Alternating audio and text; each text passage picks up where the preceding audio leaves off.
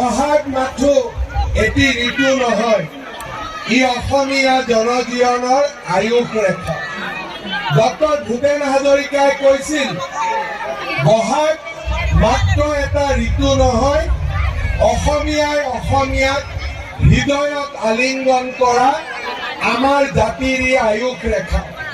এই পবিত্ৰ বহাগৰ মংগলময় ক্ষণত মই আপোনালোক সকলোকে বহাগ বিহুৰ শুভেচ্ছা জনাইছো।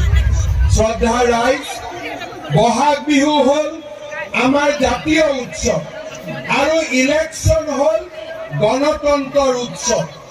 ভাৰতৰ প্ৰধানমন্ত্ৰী কোন হ'ব? লোকসভাৰ নিৰ্বাচনে তাৰ বাবে ভোট দিব। যদি আমি বিজেপিক ভোট দিওঁ, নৰেন্দ্ৰ মোদী প্ৰধানমন্ত্ৰী হ'ব, আৰু যদি আমি জাহাজ আৰু জাৰুত ভোট দিওঁ, ৰাহুল গান্ধী প্ৰধানমন্ত্ৰী হ'ব। কিন্তু ভাৰতৰ মানুহে কাক বিচাৰে প্ৰধানমন্ত্ৰী হিচাপে? নৰেন্দ্ৰ মোদী। চাকৰি কৰাই চাকৰি কৰক, ব্যৱসায় কৰাই ব্যৱসায় কৰক। আমি এখন নতুন অসম নিৰ্মাণ কৰিম। আন্দোলন নকৰো, আমি পঢ়িম। আন্দোলন নকৰো, আমাৰ ল'ৰা ছোৱালীক আমি পঢ়ি শুনি ডাক্তৰ ইঞ্জিনিয়াৰ কৰিম। সেইখন হ'ল মোৰ নতুন অসম। বসুন্ধৰা আহিব, মানুহে মাটিৰ অধিকাৰ পাব, গৰাখহনীয়া প্ৰতিৰোধ হ'ব, ব্ৰহ্মপুত্ৰৰ ওপৰত দলং হ'ব, জিলাই জিলাই মেডিকেল কলেজ হ'ব, কেঞ্চাৰ হস্পিটেল হ'ব, গাঁৱে ভূঞে ৰাস্তা হ'ব, চাহ বাগিচাৰ মজদুৰে দুগুণ মজদুৰি পাব। আজি সেইখন অসমৰ বাবে আমি কাম কৰিছো। তামিলনাডু, কৰ্ণাটক, পাঞ্জাৱৰ দৰে খেতিৰ উৎপাদন, ধানৰ মূল্য 2200 টকা, 600 টকা নহয়। সৰিয়হৰ মূল্য, চৰকাৰে সৰিয়হ কিনিব 5000 টকা। আজি আমি এখন নতুন অসম নিৰ্মাণ কৰিছো। মাটিবাৰীৰ ভেটিটোত মোৰ নামেই নাই, মই জয় অসম কেনেকে হম কওকচোন? যদি মোৰ মাটিবাৰীৰ ভেটিটোত মোৰ নাম থাকে, তেতিয়াহে জয় অসম।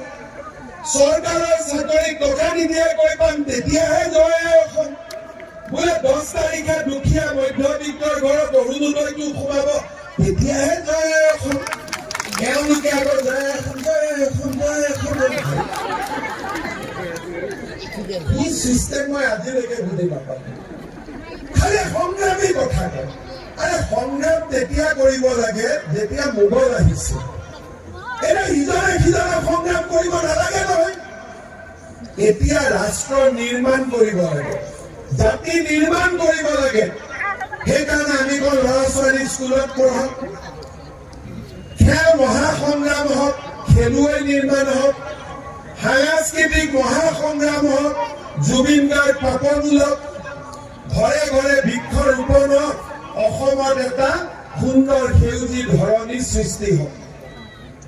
অসমত গুলি নহওক, তেজৰ ফাকুৱা নহওক, কপৌ ফুলৰ মাতে বহাগ বিহুৰ খবৰ দিয়ক, গুলিৰ শব্দই নহয়।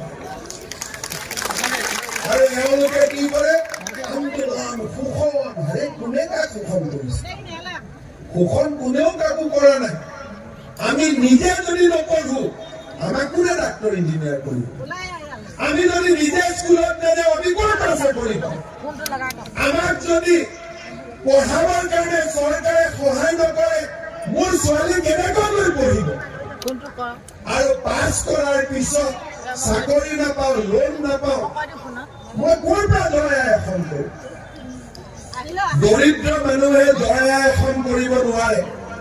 আমি এখন সৰ্বাংগ সুন্দৰ অসম কৰিম, যাতে জয় অসম নিজে নিজে নিগৰিত হয়, ৰাস্তাত চিঞৰিব নালাগে, দেখিলে দূৰৰ পৰা লাগিব জয় অসম। আজি খোৱাঙত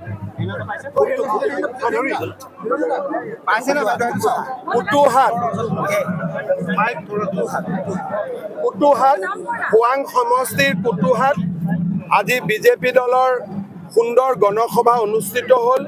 এই সভাতে যোৱাবাৰ অসম জাতীয় পৰিষদৰ মৰাণ সমষ্টিত প্ৰতিদ্বন্দ্বিতা কৰা সঞ্জীৱ চাংমাই আৰু বিভিন্ন ৰাইজৰ দলৰ অজিত গগৈকে আদি কৰি বিভিন্নজনে ভাৰতীয় জনতা পাৰ্টীত যোগদান কৰিলে। মই সকলোকে ভাৰতীয় জনতা পাৰ্টীলৈ আদৰণি জনাইছোঁ আৰু মই নিশ্চিত যে সৰ্বানন্দ সোণোৱাল ডাঙৰীয়া অভিলেখ সংখ্যক ভোটত ডিব্ৰুগড়ৰ পৰা বিজয়ী হ'ব।